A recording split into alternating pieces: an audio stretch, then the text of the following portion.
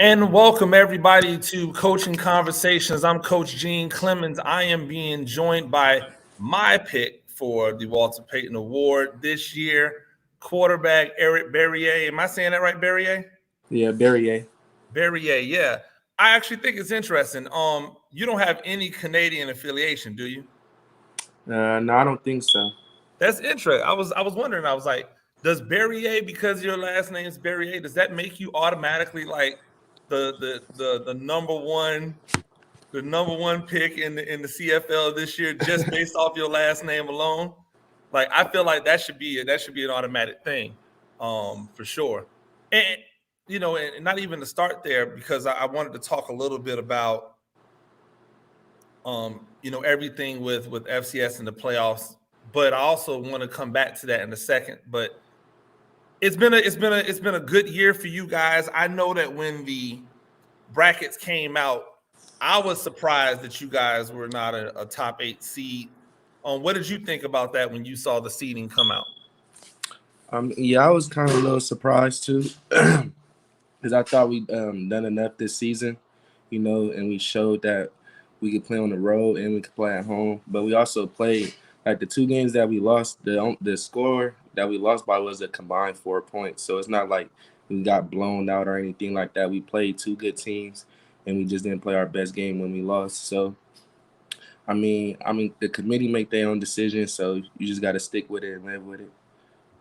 Absolutely, and I know that you guys just you found out where you were seated. You know the road to get there, and you're going to just do whatever it is you have to do. I wanted to talk a little bit about this almost revival of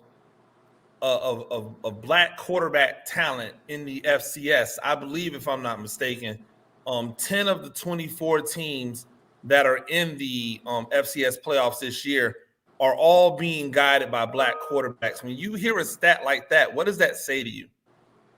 It's huge just because like with the stigma and everything they put on black quarterbacks and stuff like that. So, I mean, you definitely see the game is changing. You see, you starting to see more black quarterbacks. You're starting to see player. I don't know. You just really see the game change now. You see coaches want more mobile quarterbacks. It's just not they don't want guys that could just sit in the pocket and stuff. So I think it's big, especially just for us as black quarterbacks.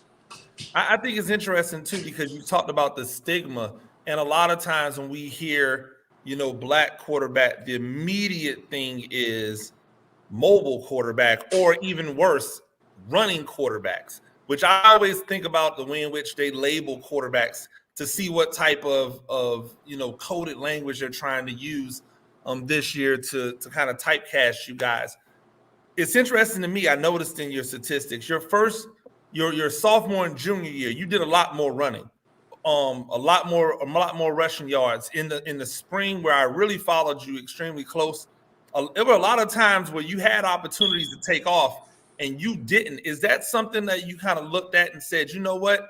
If they don't think I can do it like the other guys do it, then I'm going to show them that I can do it, if not as well, beyond what these other guys are doing. Because I feel like in the spring, you turned down a lot of rushing opportunities that you would have normally taken the years prior. Oh yeah, I mean, I think it's also me just getting comfortable. Just the game is slowing down for me, and I also know that I got skilled players on the outside and at the running back, so I don't always got to use my legs to make a big play every time. Instead, I also like to let my guys work and do what they do. I think it just early. I mean, like you see, like when I watch stuff on film and stuff, sometimes I go back and like think about, oh, I should have ran and did this. But I feel like with no split seconds, you gotta make a smart decision. So, usually I try to make the best decision that I can. But obviously it's gonna always go one way or the other with those type of things. But just with me just using my legs, I know I can run. I can move around and do stuff like that. But when the opportunity comes, that's when I just make the most of it with my legs. Absolutely. I think one of the things that I remember Teddy Bridgewater talking about when he was at Louisville is that because he came out and people thought that he could have been a receiver or a defensive back, that it really played on him early to just, you know what, I'm gonna do this the way in which they know or they believe that it has to be done. Like, do you ever think about like your life beyond college football and possibly looking at the professional ranks and what it's going to look like if you have an opportunity to show your skills at that level? Oh yeah, I definitely think about it. Because it's getting close. Like we got this playoffs and then it started training. So I definitely, that's just been on my mind. And whatever team or any stuff like that gave me a shot, I'm all for it. I'm just trying to go in and and learn from a vet or something. Then when my time come in the NFL, then I make the most of that too. So like it just throughout my whole me playing and stuff like that, like I make the most of my situations, and that's about it. Absolutely. Now, I know for a lot of, and there seems to be this nice little Eastern Washington pipeline that's going up and doing work in the Canadian League. Is that something that you've thought about as well, possibly taking your talents up to Canada? Oh yeah, wherever team give me an opportunity, I just want to provide for my family and look out for my people. That's all I want to do at the end of the day. So whoever trying to give me money just to help and gonna help me succeed um, later on in life, that's all I'm looking forward to. Absolutely. I think one of the good things about what you bring to the table, and that this is just from a scout perspective, is you always seem to be under control. You never really seem to be frazzled. It doesn't matter how many points the other team scores. It doesn't matter how many times a defense stops you. You're able to kind of keep that calm demeanor, and that seems to permeate through to the other people on your team. Do you think that's one of your best qualities? Yeah, I think just my poise. You know, I swear I've been like this since I was a kid. So like when people like ask me this stuff and stuff like that, I just say like this is me. Like it just been always been in my DNA. So and I think people see that, and like people rally around that stuff because they know it don't matter what quarter, what down it is, what's the score is. I'm gonna still go out there and give my best effort. And I wanna try to win every game as we go out there because I'm a competitor at the end of the day. Absolutely. And as a competitor, we know that you want to leave your legacy on the right note. You want to be able to leave with a national championship in hand.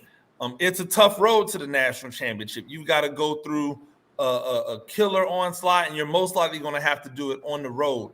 The next step is Montana, a team that you know well. You've played a lot of games over the years against them. You're going to be playing them again for the second time this year. What's something that you think about it that might make it gives you advantage, but also a disadvantage of playing a team twice in one season? I think the advantage is just knowing that we know what they gonna bring. We know what they gonna do.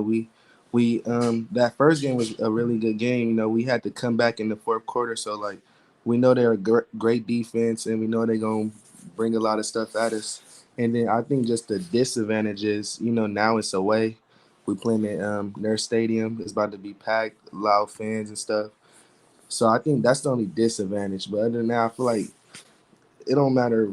It don't matter. Football, you got to still line up at the end of the day. People can say this and that, but it still comes down to the 11 on the field. Absolutely. And we know it's going to be a great crowd there. It's always a great crowd in Montana, especially when they're winning. And the team, the fan base feels like they have an opportunity to make a run. They're going to be flying high after that win over Montana State. And now you guys come in feeling good about what you were able to do in the first round of the playoffs. I know that you put up a lot of yards, but I also know two interceptions. That's something you're definitely going to try to stay away from coming this game. To you, what's going to be the key in coming out with a victory this Saturday? Definitely turnover free. First down production I think is key this game. We don't want to start this. We don't want to start second down behind the sticks. We want to try to get couple yards first down. And I think third down is definitely gonna play a part this game. Just third and medium, third and long, just trying to convert them extra plays to keep the drive going. Because the more we keep the drive going, the more defense get tired, guys start tapping out and stuff like that. So it's gonna that's I think the two things that's gonna come down to. Well, also the turnover too. Absolutely, absolutely. Staying ahead of the sticks is big. So that first down, third down production is always big. Obviously, we always want to limit turnovers. I want to get back to some more stuff about the climate that we've seen here as you've navigated. You've been in college since 2016. Um, that was when you came, I believe you redshirted that year Yeah. at Eastern Washington. How has the landscape changed for you since you first came into college to what you see now? It's definitely changed just from my experience. I feel like I don't know. I think just the whole transfer portal and all this other stuff, and players. I don't know, players voicing their opinion. I think is definitely I saw something that has been changing throughout the years since I first started to now. You got like a lot of players voicing their opinion, saying what's not right, and speaking up. And then I just think that whole transfer portal changed the game. Really, players could just leave and do whatever they want. Well, and it's interesting too because I mean, obviously, as one of the best quarterbacks in the nation for now a few years, you probably had options that you could have explored outside of Eastern Washington. What was one of the reasons? What was the main reason why you wanted to finish your career as an Eagle on the red turf? I just feel like it's a lot of unfinished business. That's what I honestly felt like, and I just think I'm a loyal type of person, and I know what Eastern has done for me. Got just surrounded me with great people, meeting new people, different connections, and I feel like there's. I feel like I just wanted to finish out here. Try to leave Eastern on a good note and do something different. I don't like to follow other people just because it might look good. It might sound good, but when you get there, it might not be how it really is. So, I just try to think about different things. I try to make my choices with a conscious thought and just stuff. Absolutely, and now so we're seeing more representation. Obviously, still not enough.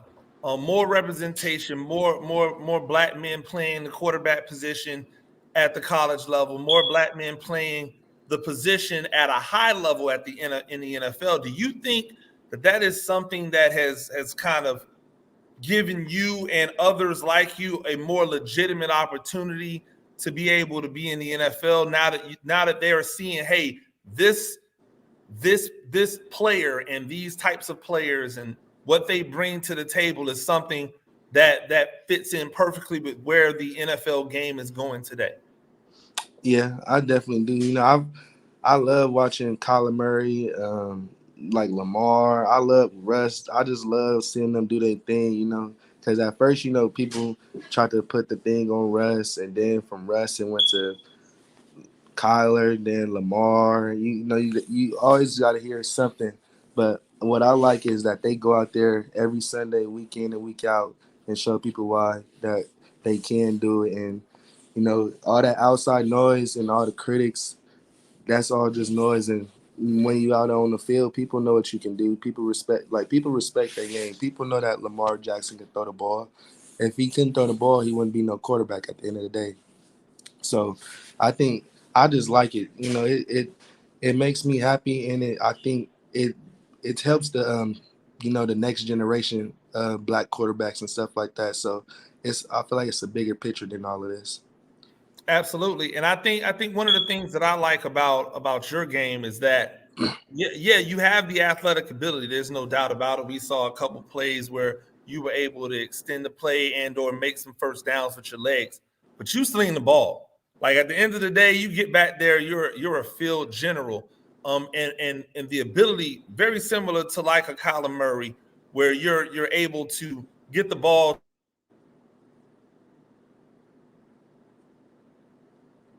room because they know that if they're running, all they got to do is just keep their eyes on you, and at some point you're going to get them the ball. You've been able to distribute the ball fantastically over your career, especially over these last couple of seasons.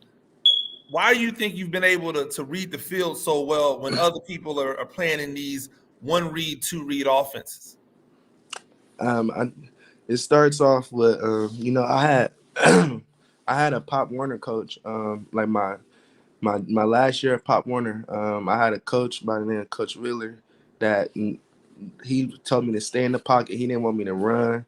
He told me if you try to he'll be mad that I got out of the pocket. Like he literally just wanted me to read the field, scan the defense, and be a quarterback. And I think all that stuff just translated as I got older because I feel like when stuff like that when you're younger, it sticks with you. And as long as you keep working on it, keep working on the basics, it just gonna follow. And I feel like I do it like I don't like how you said. Like I read the field. I'm a field general, and I feel like I show I can throw the ball. I show I can move around the pocket.